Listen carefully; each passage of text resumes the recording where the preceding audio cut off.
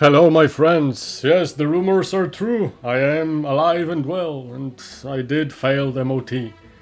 My handbrake was binding, and I have other things to do, so expect more videos. But today, really emergency solution to that handbrake problem.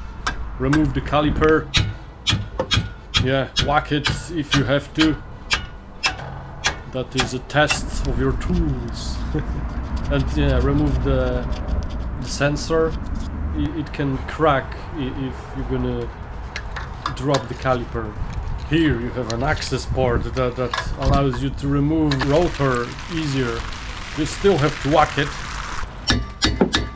but then just use that. See? Easy. You can see that port here, and you are manipulating exactly this bolt here to put pads together so the brake will come out easier. You still have to whack the corrosion away. That's the binding element of the handbrake binding. If the brake is solid, it should easily survive the whack. I was trying to clean it like that, but it's pointless. Just whack it with the hammer, clean it. Don't forget to put some grease on the elements of the brake that needs to be greased. Don't put a grease on the pad.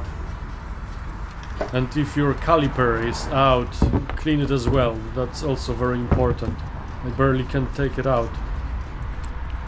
Yeah, clean the insides where the sliders are coming through. Clean the sliders and the pads themselves. Yeah, you can also whack them with the hammer if the corrosion overgrown the element. And to adjust the brakes after the job done, just pull the handbrake halfway through and then put the brakes on through that port. Tighten the brakes really hard and just test it by pulling the handbrake. That's all really easy. Thank you very much for watching. This is, emergency solution. You probably will need new rotors and new pads, but yeah, I will drive like that for a few weeks. Thank you for watching and see you next time.